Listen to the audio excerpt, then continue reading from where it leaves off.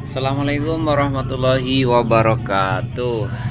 Halo semuanya, anak-anak kelas 6 yang kamu cintai dan banggakan. Kita berjumpa lagi ya di dalam pembelajaran daring. Kali ini kita akan belajar tentang SBDP ya. Kita akan belajar tentang SBDP bagian pertama.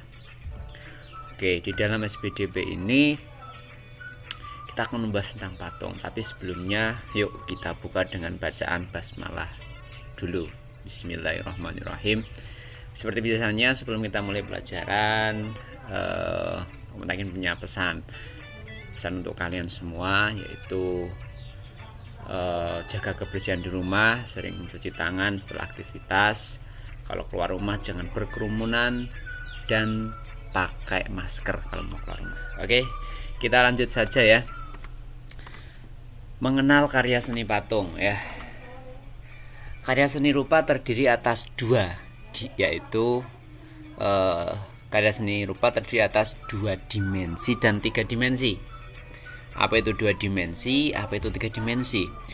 Seni rupa 2 dimensi yaitu karya seni yang memiliki 2 ukuran atau 2 sisi, yaitu sisi panjang dan lebar saja. Jadi ada 2 sisi. Ini seperti halnya bangun datar ya, ada panjang ada lebar saja. Contoh karya seni 2 dimensi yaitu lukisan dan batik. Ini kelihatan sekali kalau untuk dicontohkan mudah, lukisan dan batik. Contoh lukisan, nah ini seperti ini. Ini 2 dimensi karena ada sisi panjang dan sisi lebar saja. Ini juga pemandangan, ini juga pemandangan. Berikutnya batik sekarang.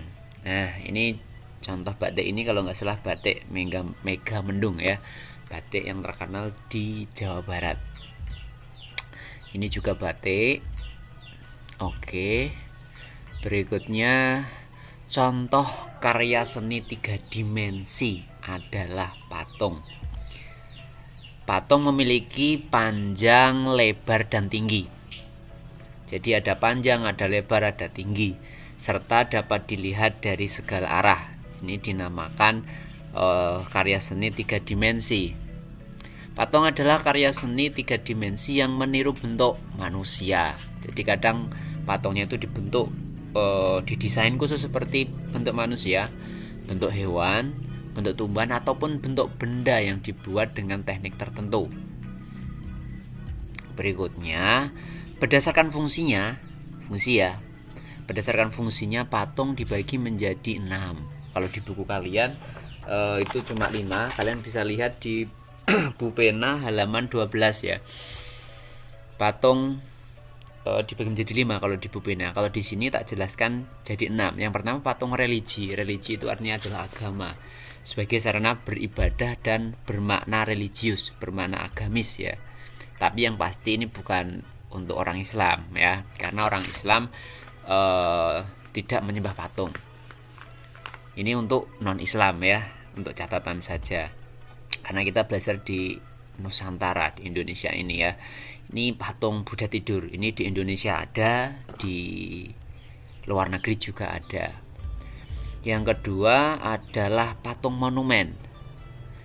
Masih ingat kan ya, kira-kira monumen itu apa? Monumen untuk mengenang peristiwa bersejarah atau jasa pahlawan. Berarti biasanya ini patungnya berbentuk suatu tempat sejarah atau orang atau pahlawan. Nah ini contohnya ya. Ini adalah patung Surabaya, dari bahasa Jawa Suro dan Boyo. Suro itu juga nama ikan, boyo itu buaya. Yang satunya lagi ini adalah patung pahlawan. Ada yang kenal ini? Ya, ini adalah Panglima Jenderal Sudirman. Sebenarnya ada lagi ya, bisa patung beliau Insinyur Soekarno, patung B.J. Habibie dan lain-lain. Berikutnya ini patung monumen Pancasila. Nah ini untuk mengingatkan peristiwa bersejarah. Berikutnya ada patung arsitektur. Fungsinya sebagai apa? Sebagai pelengkap, maaf bukan belengkap ya, tapi pelengkap konstruksi bangunan. Nah, ini gambarnya. Berikutnya ada patung dekorasi, dibuat dengan tujuan untuk menghiasi atau menghias bangunan atau taman atau tempat lainnya. Nah, ini taman, ada patung hewannya. Ini juga taman, ada patung manusianya. Namanya patung dekorasi.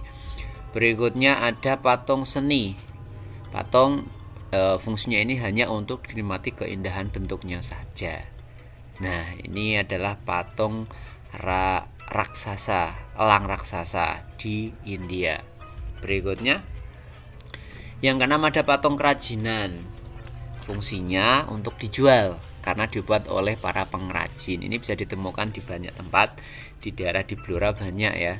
Seperti orang memahat itu membuat patung apa, itu patung naga, patung ikan, dan patung-patung yang lain ya. Ada 6 ini. Berikutnya berdasarkan bentuknya, tadi berdasarkan fungsinya, sekarang berdasarkan bentuknya. Berdasarkan bentuknya patung dibagi menjadi 2. Patung figuratif, yaitu patung yang nyata perwujudannya di alam. Artinya patung ini tidak berupa ilustrasi, emang benar-benar ada ya, bentuknya ada cuma dibuat patung, maksudnya seperti itu. Misalnya patung manusia, patung hewan, ataupun patung tumbuhan. Tadi di awal juga udah ada contohnya, ini tak kasih contoh yang lain. Nah, ini patung Insinyur Soekarno, ini patung figuratif manusia, ini patung figuratif tumbuhan. Untuk figuratif hewannya cari sendiri aja ya, kan banyak. Berikutnya ada bentuk non figuratif. Ini patung berdasarkan bentuknya. Patung yang tidak nyata perwujudannya di alam atau berbentuk abstrak. Abstrak itu ya tidak jelas ya. Misalnya penampilan garis, lengkungan, bentuk bulat atau memanjang. Nah, ini kan patung tapi nggak jelas bentuk apa. Nah, oke, terima kasih. Sampai di sini pertemuan kita. Insya Allah kita lanjutkan lagi nanti di pertemuan SPDP yang akan datang. Jangan lupa nanti diringkas, ditulis di buku SPDP. Nanti untuk tugasnya tak mutakin kirim lewat link. Cukup sekian, terima kasih. Assalamualaikum warahmatullahi wabarakatuh.